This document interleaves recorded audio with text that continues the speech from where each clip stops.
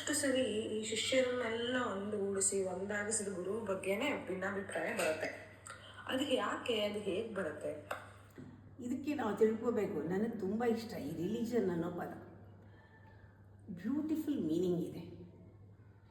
ಇದು ಏನು ಅಂದರೆ ಬ್ರಿಂಗಿಂಗ್ ಟುಗೆದರ್ ಅಂತ. ಗುರು ಧರ್ಮ ಅಂದರೆ ರಿಲಿಜನ್. ಗುರು ರಿಲಿಜನ್ ಏನು? ಎಲ್ಲರನ್ನೂ ಒಟ್ಟಿಗೆ ಕರ್ಕೊಂಡು ಬಾ ಅಂತ. ಯಾಕೆ ಎಲ್ಲರನ್ನೂ ಒಟ್ಟಿಗೆ ಕರ್ಕೊಂಬರೋ ಸ್ಥಿತಿ ಇರುತ್ತೆ ಅಂದರೆ, ಎಲ್ಲರೂ ನಾನು ಸಪ್ರೇಟು ಎಂಟಿಟಿ, ನಾನಿದು ಅಂತ ಇರ್ತಾರೆ. ದೂರ ಇರ್ತಾರೆ. They think that they are separate from every one. ಎಲ್ಲರಿಗೂ ಐಡಿಯಾ ಇರುತ್ತೆ. ಗುರು ಏನು ಮಾಡ್ತಾನೆ, ಅದನ್ನು ತಗೊಂಡು ಬಂದು ಅದನ್ನು ನೀವು ಬೇರೆ ಅಲ್ಲ, ನೀವು ಒಂದೇನೆ ಅಂತ ತೋರ್ಸೋಕ್ಕೆ ಎಲ್ಲರನ್ನೂ ಒಟ್ಟಿಗೆ ಕರ್ಕೊಂಬಂದು ಒಂದು ಸತ್ಸಂಗ ಮಾಡ್ತಾನೆ. ಗುರು ಜೊತೆ ಸತ್ಸಂಗ ಅಂದರೆ ನಿಸ್ಸಂಗ ಮಾಡಿಸ್ತಾನೆ. ಇದನ್ನು ಬಿಡೀನಿ, ನಿನ್ನ ಮನಸ್ಸು, ಎಲ್ಲರ ಮನಸ್ಸು ಬೇರೆ ಬೇರೆ. ಯಾಕೆ ಬೇರೆ ಬೇರೆ? ಬಿಕಾಸ್ ಅವ್ರ ಯೋಚನೆ ಬೇರೆ, ನಿನ್ನ ಯೋಚನೆ ಬೇರೆ, ಇವ್ರ ಯೋಚನೆ ಬೇರೆ. ಎಲ್ಲಿವರೆಗೂ ನಿಮ್ಮ ಮನಸ್ಸಿನಲ್ಲೆಲ್ಲ ನಿಮ್ಮದೇ ಆದ ಯೋಚನೆಗಳು, ನಿಮ್ಮದೇ ಆದ ಕಾನ್ಸೆಪ್ಟ್ಗಳು, ನಿಮ್ಮ ನಂಬಿಕೆಗಳು ಇರುತ್ತೋ ಅಲ್ಲಿವರೆಗೂ ನೀವೆಲ್ಲ ಬೇರೆ ಬೇರೆಯೇ. ಯಾಕೆಂದರೆ ಬೇರೆ ಬೇರೆ ಯೋಚನೆ. ಆದರೆ ಗುರುಗಳ ಹತ್ರ ಬಂದಾಗ ನಿಮ್ಮದೆಲ್ಲ ಯೋಚನೆ ಎಲ್ಲ ಪಕ್ಕಕ್ಕಿಡಿ, ಒಂದೇ ಯೋಚನೆ ಮಾಡೋಣ. ನಾವೆಲ್ಲ ಒಂದೇ ಯೋಚನೆ ಏನು? ಮೌನ ಮಾಡೋಣ. ಎಲ್ಲರೂ ಗುರುಗಳ ಜೊತೆ ಇದ್ದಾಗ ಮೌನ ಮಾಡ್ತಾರೆ ಅಂದರೆ ಮನಸ್ಸು ಏನೂ ಕೆಲಸ ಮಾಡಲ್ಲ, ಅಮನಸ್ಸಾಗತ್ತೆ. ಯಾವಾಗ ಎಲ್ಲರಲ್ಲೂ ಆ ಮೌನ ಬಂತು, ನನ್ನ ಮೌನ, ನಿನ್ನ ಮೌನ, ಅವ್ರ ಮೌನ ಎಲ್ಲ ಒಂದೇ ಮೌನ ಆಗಿದ್ದರಿಂದ ಆ ಗೋಡೆಗಳೆಲ್ಲ ಹಾಗೆ ಕರಗೋಗುತ್ತೆ. ಆ ಒನ್ನೆಸ್ ಬರುತ್ತೆ.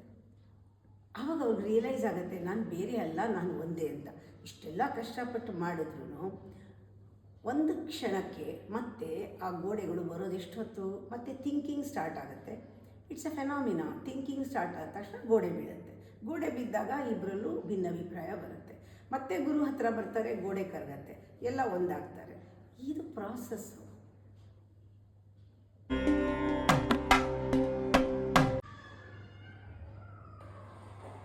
ಗುರು ಶಿಷ್ಯರು ದೂರ ಇದ್ರೆ ಸಮಯ ಕಳೆದಂತೆಯೇ ತಮ್ಮ ಮನಸ್ಸು ಬದಲಾವಣೆ ಆಗಿ ಎಸ್ಪೆಷಲಿ ಶಿಷ್ಯರಿಗೆ ಬಿಟ್ಟು ಹೋಗ್ತಾರೆ ಅಂತ ಅಂತಾರೆ.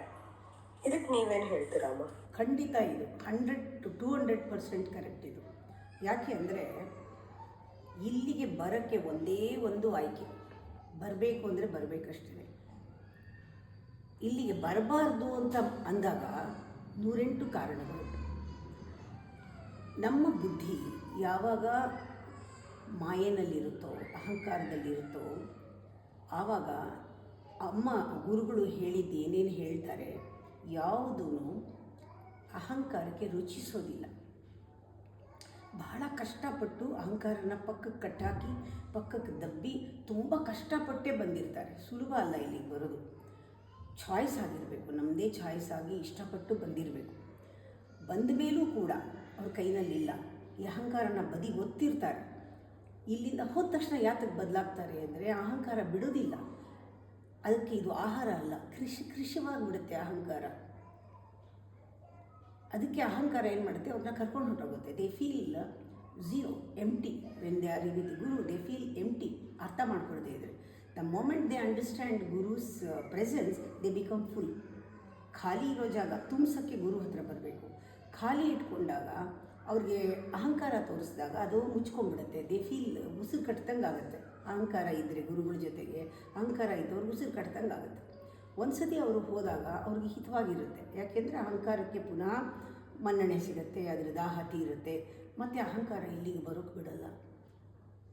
ಇಲ್ಲಿಗೆ ಬರಬೇಕಾದ್ರೆ ಒಂದೇ ಆಯ್ಕೆ, ಬರಬೇಕು ಅನ್ನೋದು ಬರಬೇಕಷ್ಟೇ. ಇಲ್ಲಿಗೆ ಹೋದ ಮೇಲೆ ಹೇಳೋಕ್ಕಾಗಲ್ಲ. ಬಂದರೂ ಬರಬಹುದು, ಇಲ್ಲದೇ ಇದ್ದರೂ ಇಲ್ಲ. ಯಾವಾಗಲೂ ನಾನು ಹೇಳ್ತಾ ಇರ್ತೀನಿ, ಕೆಲಸದವ್ರನ್ನ ಇಲ್ಲೇ ಇಟ್ಕೊಂಡ್ರೆ ಇಲ್ಲಿ ಆರಾಮಾಗಿ ಇರ್ತಾರೆ ಅವರು. ಯಾವಾಗಂದರೆ ಒದಗಿ ಬರ್ತಾರೆ. ಬಂದು ಹೋಗಿ ಕೆಲಸದವರು ಬಂದರೂ ಬರ್ಬೋದು, ಬರದೇ ಇದ್ದರೂ ಇರ್ಬೋದು. ನಾಳೆ ನಾಪತ್ತೇನೆ ಆಗ್ಬಿಡ್ಬೋದು. ಅದಕ್ಕೆ ಎಲ್ಲ ವಿಚಾರದಲ್ಲೂ ಇದು ಅಪ್ಲೈ ಆಗುತ್ತೆ. ಯಾಕೆಂದರೆ ನಮ್ಮ ಬುದ್ಧಿ ಅಹಂಕಾರದಲ್ಲಿದ್ದಾಗ ನಂಬಕ್ಕಾಗಲ್ಲ. ತುಂಬ ಕಷ್ಟ ಕನೆಕ್ಟ್ ಮಾಡ್ಕೊಳ್ಳೋದು ದೂರ ಇದ್ರೂ. ಅದಕ್ಕೆ ಆವಾಗ ಬರ್ತಾ ಇರಬೇಕು. ಬಂದು ಅಹಂಕಾರಕ್ಕೆ ಉಪವಾಸ ಹಾಕ್ತಾ ಇರಬೇಕು. ಅಹಂಕಾರನ ಸ್ಟಾವ್ ಮಾಡಿಸ್ಬೇಕು.